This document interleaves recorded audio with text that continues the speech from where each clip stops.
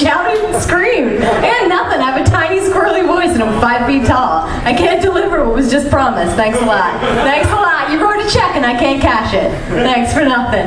Hi. Hi guys.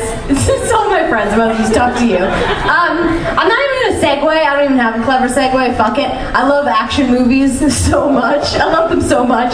Not the ones now because they're terrible, but there was a time when they were spectacular. Like Rambo, every Death Wish, Missing in Action. Oh, they're fucking beautiful. RoboCop 2 is my favorite of all of them. And it's amazing because they downloaded the villain's brain into a superior RoboCop, and then the old RoboCop from RoboCop 1 had to fight that one. It's like brother against brother. It's Civil War. It's like Ken Burns shit, It's beautiful. And the best thing about RoboCop 2 is that everyone in the city in RoboCop 2 is like high on this amazing super drug called Nuke, which right there, I'm sold on the movie. They could have called the movie Nuke and I would have watched it all the way through because it's just that good.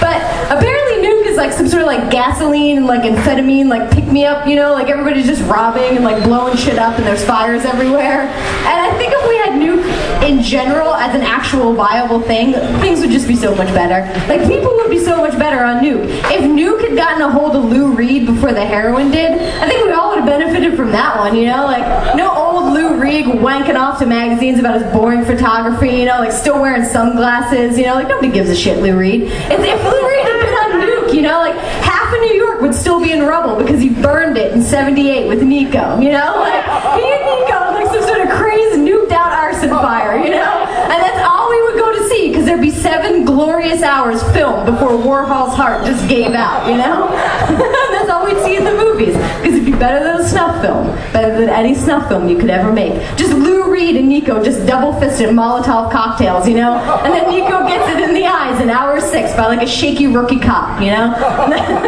So much better than that she died on her bike because of heroin. It's just lame.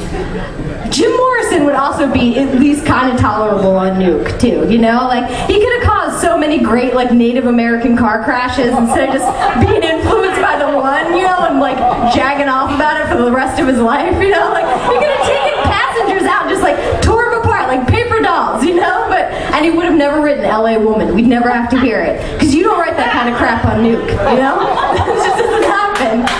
Chris Farley, it would have taken a whole SWAT team to take Chris Farley down. All sweaty and like a black jumpsuit, a handful of throwing stars because he thinks he actually is a Beverly Hills Ninja. That would be beautiful. And that's why RoboCop 2 is the best because they had Nuke. My second favorite is Hard Target, and it's got Jean-Claude Van Damme. Jean-Claude, I'll find your dad, Van Damme, in this film. And not only that, but the people that made Hard Target had the stones to put Wilford Brimley in it, and they put Wilford Brimley on a horse in this movie. Wilford Brimley on a live animal. Wilford Brimley is a live animal. He's a naked talking bear. Does he remember that he was a bear once? Does he have like happy flashbacks of being a cub, like in the woods all fat, from eating too many berries and sleepy, and then a scientist came and like shaved him and threw him in a cage and just like, through like, I can only imagine it was like a painful series of electroshock treatments, like got him to act in The Firm, I bet every once in a while like a loud noise will startle him on film and Wilford Brimley will just go berserk, like maul an extra, just urinate all over his trailer, slash some furniture, and they have to talk him down with salmon and hard candy because he's got the beaties. He's got the diabetes. I bet. So they stick this failed science experiment on a saddle in Hard Target, and then they give him a Cajun accent. Beautiful, like right there, that's beautiful. But then they proceed to shoot like the most amazing 1.5 minutes of film you will ever see in your life. Because I'll set the scene. I don't know if you guys have seen Hard Target, but I'll explain it briefly in case you haven't, because I got the time.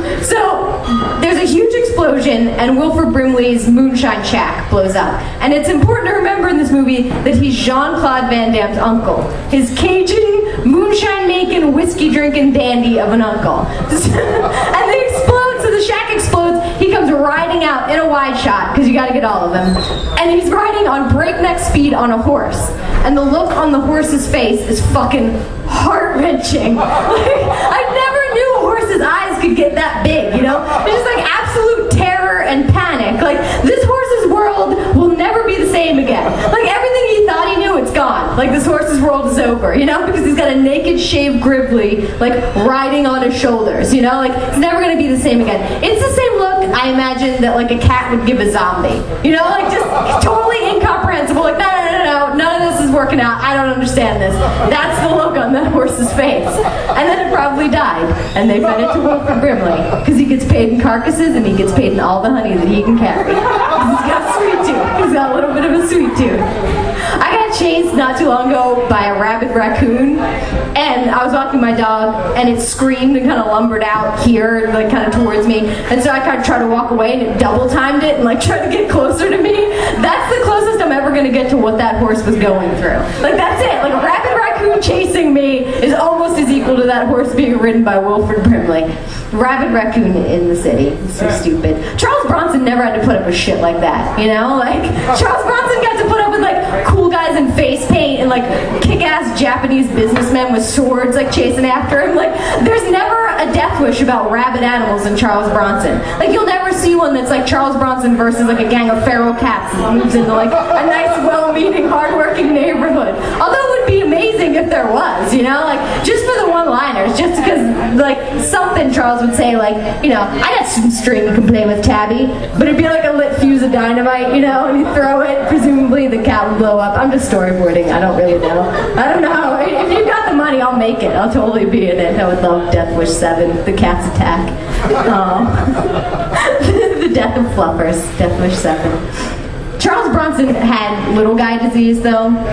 It's a sad disease. Guys under 5'6", they can't help it. They just want to prove themselves. They want to be so big, you know? Like, they just can't do it.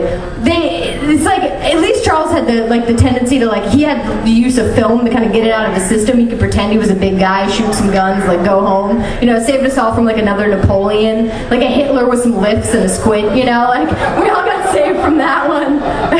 Little girls don't have that. Like, tiny ladies like me, we don't have the big boy complex. We don't care. Like, we make puppies comfortable and babies want to be our friends. And that's, you know, like, it doesn't really bother any of us. You'll never see Rhea Perlman in, like, a fascist jumpsuit with, like, addressing a crowd with, like, a bullhorn in one hand, a machete in the other, you know? Like, you're never going to see that because she's a lady. She's a professional lady. She's probably asleep right now in a little matchbox, an empty matchbox. A little cotton ball pillow, little washcloth comforter, and she's taking a sleeping because she's a lady. Danny DeVito, on the other hand, would kill us all. He'd mow us down. Oh, he'd love it. He'd probably eat lunch in the killing fields like Dracula. You know, like Vlad the Impaler. And I'm sure it's just some sad, broken, hulking, like Schwarzenegger would have to cut tiny meatballs on a tiny plate for him, you know? One tear trickling out from under the hood that DeVito would clearly make him wear, you know? And he'd just cry and just miss the days that they were twins. That's it. That's all I got.